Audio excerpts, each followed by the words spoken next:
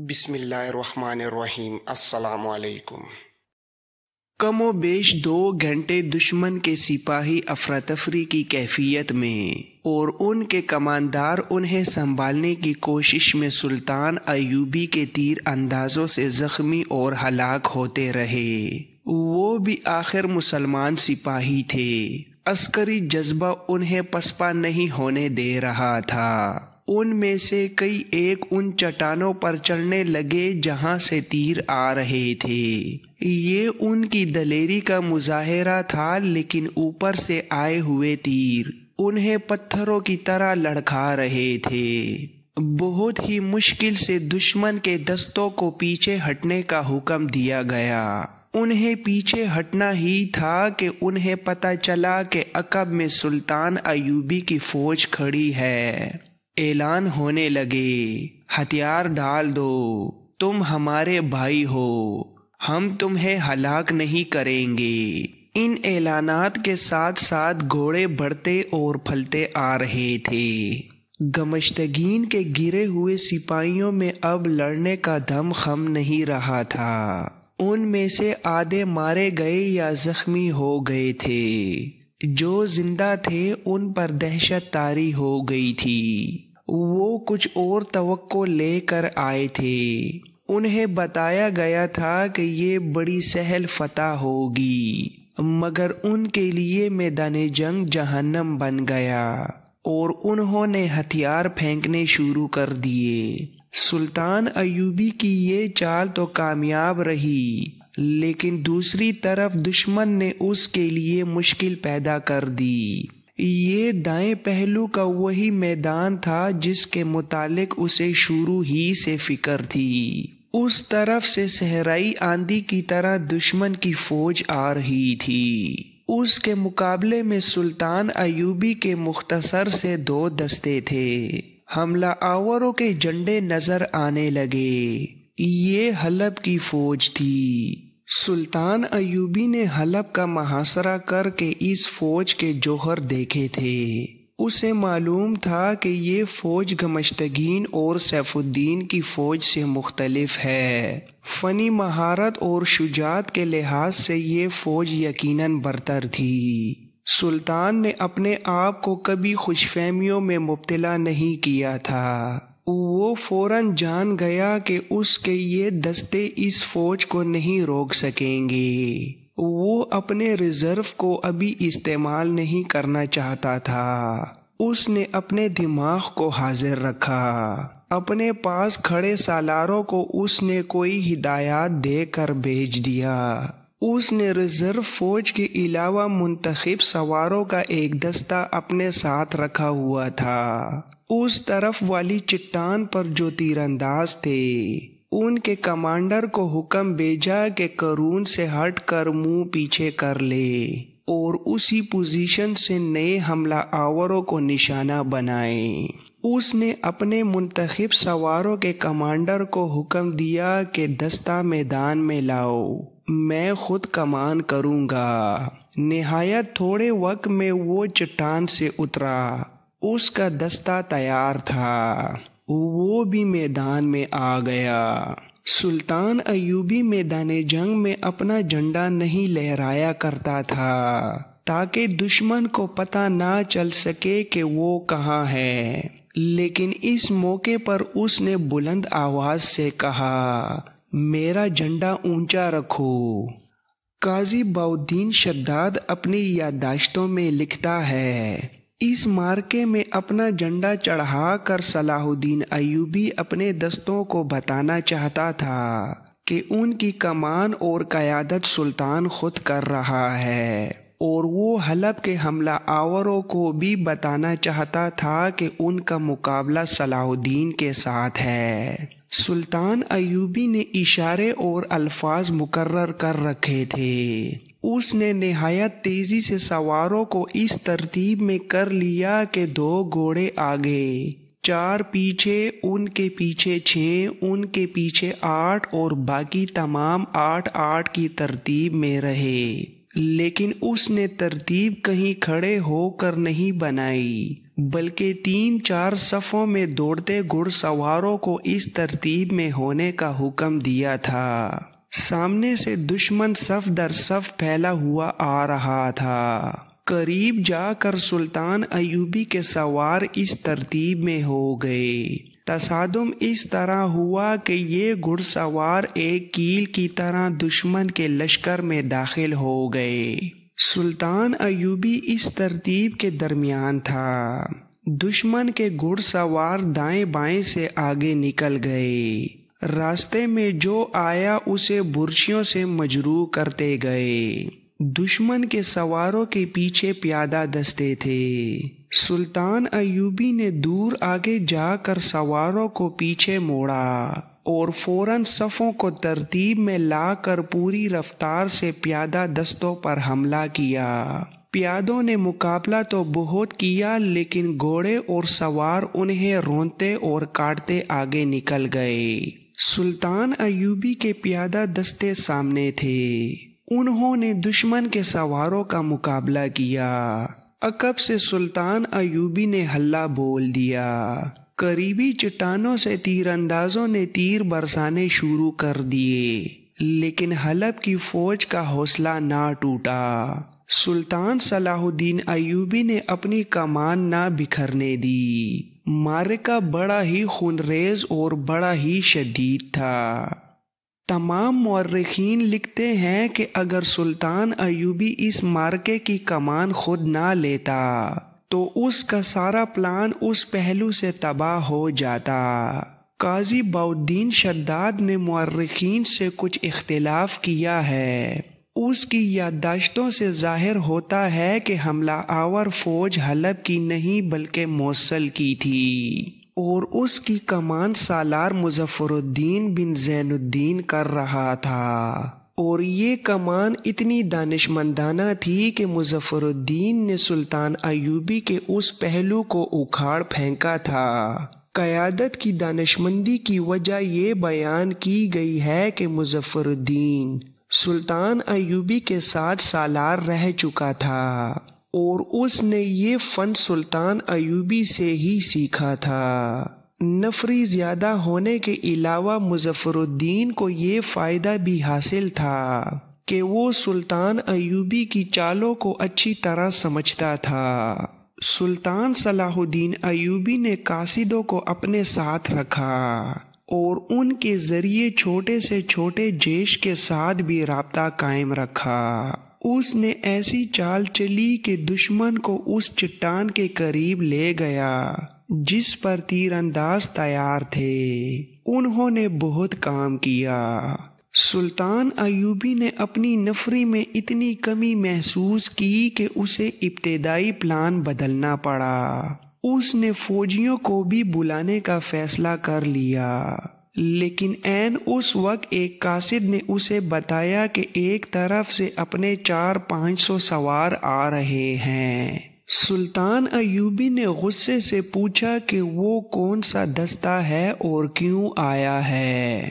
وہ میدان جنگ میں ڈسپلن کا زیادہ پابند ہو جاتا تھا، حالانکہ اسے اس میدان میں کمک کی شدید ضرورت تھی، لیکن اس کی اجازت اور ہدایت کے بغیر کسی کی حرکت اسے پسند نہ آئی۔ اس نے قاصد کو دوڑایا کہ خبر لائے کہ یہ سوار کون ہے۔ قاصد جو خبر لایا اس نے سلطان ایوبی کو سن کر دیا۔ خبر یہ تھی کہ یہ 400 لڑکیاں اور 100 رضاکار ہیں۔ ان کی قیادت حجاج ابو وقاص کر رہا ہے، اور وہ سالار شمس الدین کی اجازت سے آئے ہیں۔ سلطان ایوبی انہیں روک سکتا تھا، لیکن جس انداز سے یہ 500 گھڑ سوار آئے اس سے سلطان ایوبی سمجھ گیا کہ کمان واقعی شمس الدین کر رہا ہے۔ یہ سوار دشمن کو چٹان کی طرف دھکیل رہے تھے۔ اس مارکے میں پیادے گھوڑوں تلے کچلے جا رہے تھے۔ دشمن کی پیش قدمی روک لی گئی تھی۔ وہ آگے نکلنے کی کوشش کر رہا تھا، مگر اسے وہیں الجھا لیا گیا۔ مسلمان کے ہاتھوں کٹ رہا تھا۔ اللہ اکبر کے نعرے اللہ اکبر کے نعروں سے ٹکرا رہے تھے۔ زمین کانپ رہی تھی، آسمان خاموش تھا، صلیبی تماشا دیکھ رہے تھے اور تاریخ دم بخود تھی۔ لڑکیاں اپنے بھائیوں کے دوش بدوش بھائیوں کے خلاف لڑ رہی تھیں، لہو لہان جنگ ہو رہی تھی، قوم کی عظمت گھوڑوں کے سموں تلے روندی جا رہی تھی۔ دن بھر کے معرکے کا یہ انجام ہوا کہ دشمن کا حوصلہ ختم ہو گیا۔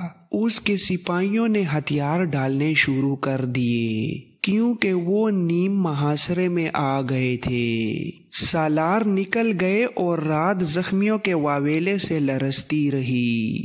دن بھر کی تھکی ہوئی لڑکیاں رات کو زخمیوں کو اٹھاتی رہیں۔ صبح ہوئی تو اس میدان کا منظر بھیانک اور ہولناک تھا۔ دور دور تک لاشیں بکھری ہوئی تھیں، گھوڑے مرے پڑے تھے، جنگی قیدیوں کو دور پرے لے گئے تھے۔ ان لاشوں میں لڑکیوں کی جو لاشیں تھیں وہ اٹھا لی گئی تھیں۔ بادشاہی کا نشہ انسان کو اس سطح پر بھی لے آتا ہے جہاں ایک انسان اپنی قوم کو دو دڑوں میں کاٹ کر انہیں آپس میں لڑا دیتا ہے۔ سلطان صلاح الدین ایوبی نے میدان جنگ کا منظر دیکھ کر کہا، اپنے بھائی اپنی بہنوں کی عصمت دری کرتے ہیں۔ اگر ہم نے بادشاہی کے رجحان کو ختم نہ کیا تو کفار اس قوم کو قوم کے سربراہوں کے ہاتھوں آپس میں لڑا لڑا کر ختم کر دیں گے۔ قرون حماتہ اور اس کے پہلو کا معرکہ ختم ہو گیا تھا، جنگ ابھی جاری تھی۔ معرکے کی رات 12 چھاپہ مار حلب کی فوج کے اس ذخیرے تک پہنچ چکے تھے جہاں آتش گیر مادے کے مٹکے رکھے تھے۔ رات کے وقت مٹکے کھول کر اس سے کپڑے بھگوئے جا رہے تھے جن کے گولے بنا کر منجنیقوں سے پھینکنے تھے۔ ہانڈیاں بھی بھر کر سربمہر کی جا رہی تھیں۔ ابھی ایک فوج ریزرو میں تھی، اسے اطلاع مل گئی تھی کہ دونوں فوجوں کے حملے ناکام ہو چکے ہیں، لہٰذا یہ فوج آخری حملے کے لیے تیار ہو رہی تھی۔ حملے کی کامیابی کے لیے آگ پھینکنے کا فیصلہ کیا گیا تھا۔ سلطان ایوبی کے 12 چھاپہ ماروں نے اپنا ہدف دیکھ لیا تھا۔ ان میں سے 4-5 کے پاس کمانیں تھیں اور فلیتے والے تیر بھی تھے۔ وہ گھوڑوں سے اتر کر آگے چلے گئے، فلیتے جلا کر انہوں نے تیر چلا دیے۔ یکلخت شعلے بلند ہوئے اور وہاں ہڑبونگ برپا ہو گئی۔ چھاپہ ماروں کو بتایا گیا تھا کہ مٹکے بے شمار ہیں۔ وہاں بگدڑ مچی تو چھاپہ ماروں نے ہلہ بول دیا۔ شعلوں سے وہاں بہت روشنی ہو گئی تھی۔ چھاپہ ماروں کو محفوظ مٹکے بھی نظر آ گئے۔ انہوں نے اپنی برچیوں کے ساتھ ہتھوڑیوں کی طرح لوہے کے ٹکڑے باندھ رکھے تھے۔ دوڑتے گھوڑوں سے انہوں نے مٹکے توڑنے شروع کر دیے۔ ان میں سے ایک نے آگ لگانے کا انتظام کر دیا۔ دشمن نے انہیں گھیرے میں لینے کی کوشش کی۔ یہ ایک خونریز معرکہ تھا۔ 12 جانباز سینکڑوں کے نرخے میں لڑ رہے تھے۔ شعلے ہر طرف پھیل گئے تھے۔ سارے کیمپ پر دہشت طاری تھی۔ گھوڑے اور اونٹ رسیاں توڑوا کر بھاگنے لگے۔ جہاں سلطان صلاح الدین ایوبی کی فوج تھی وہاں ایک چٹان پر کھڑے کسی آدمی نے چلا کر کہا، آسمان جل رہا ہے، اللہ کا قہر نازل ہو رہا ہے۔ سلطان صلاح الدین ایوبی کو اطلاع ملی تو وہ دوڑتا ایک چٹان پر جا چڑھا۔ اسے دشمن کے کیمپ کی طرف آسمان لال سرخ ہوتا نظر آیا تو اس کے منہ سے بے ساختہ نکلا، آفرین، اللہ تمہیں صلہ دے، موصل کی فوج فوری طور پر جوابی حملے کے قابل نہ رہی۔ سلطان ایوبی کے چھاپہ مار سرگرم ہو گئے۔ انہوں نے 3 راتیں گمشتگین، سیف الدین اور الملک الصالح کے کیمپوں میں اتنی تباہی مچائی کہ ان کے مرکز بھی ہل گئے۔ آخر انہوں نے کسی اور طرف سے حملے کا فیصلہ کر کے کوچ کا حکم دیا۔ تب انہیں پتہ چلا کہ ان کے عقب میں سلطان ایوبی کی فوج آ چکی ہے۔ یہاں سلطان ایوبی نے اپنی مخصوص چالوں سے دشمن کو بے حال کر دیا۔ وہ مارتا بھی نہیں تھا اور چھوڑتا بھی نہیں تھا۔ یہ جنگ ضرب لگاؤ اور بھاگو کے اصول پر لڑی جا رہی تھی۔ دشمن کی فوج بکھرتی جا رہی تھی اور اس کے سپاہی بکھر بکھر کر ہتھیار ڈالتے جا رہے تھے۔ یہی سلطان ایوبی کا مقصد تھا۔ 19 رمضان المبارک 570 ہجری بمطابق 13 اپریل سن 1175 کی صبح سحری سے فارغ ہوتے ہی سلطان صلاح الدین ایوبی نے اپنے پلان کی آخری کڑی پر عمل کیا، جس کی ہدایات وہ 1 روز پہلے جاری کر چکا تھا۔ اس نے کھلا حملہ کر دیا۔ کوئی قابل ذکر مزاحمت نہ ہوئی۔ سلطان صلاح الدین ایوبی وہاں تک جا پہنچا جہاں گمشتگین اور سیف الدین کی خیمہ گاہیں تھیں، مگر وہ دونوں غائب تھے۔ وہ ایسی بزدلی سے بھاگے کہ اپنی ذاتی خیمہ گاہیں، جن میں جنگل میں منگل بنا ہوا تھا، جوں کی توں چھوڑ گئے۔ حرم کی لڑکیاں، ناچنے گانے والیاں اور ان کے سازندے وہیں تھے۔ سلطان ایوبی کی فوج گئی تو لڑکیاں خوف سے ادھر ادھر بھاگنے لگیں۔ انہیں پکڑ کر سلطان ایوبی کے سامنے لے جایا گیا۔ اس نے ان تمام کو رہا کر کے دمشق بھیجنے کا انتظام کر دیا۔ دلچسپ خیمہ گاہ والی موصل سیف الدین کی تھی۔ وہاں لڑکیوں کے علاوہ خوشنما پنجرے بھی تھے، جن میں رنگ برنگے پرندے بند تھے۔ اس رات سلطان صلاح الدین ایوبی کے سامنے ایک اور لڑکی لائی گئی، جو دشمن کے اس کیمپ میں لاشوں کو پہچانتی پھر رہی تھی، جس پر سلطان صلاح الدین ایوبی کے چھاپہ ماروں نے شبخون مارا اور آتشگیر مادے کے مٹکے تباہ کیے تھے۔ سلطان صلاح الدین ایوبی نے اسے پہچان لیا اور کہا، تم میرے ایک جاسوس انطانون کے ساتھ ہران سے آئی تھی۔ اس نے کہا، جی ہاں، میرا نام فاطمہ ہے، میں لڑکیوں کی فوج کے ساتھ دمشق سے آئی ہوں۔ فاطمہ بہت زیادہ زخمی حالت میں تھی۔ مجھے معلوم ہو گیا تھا کہ انطانون یہاں شبخون مارنے آیا تھا، اس کی لاش ڈھونڈ رہی ہوں۔ سلطان ایوبی نے کہا، نہ ڈھونڈو۔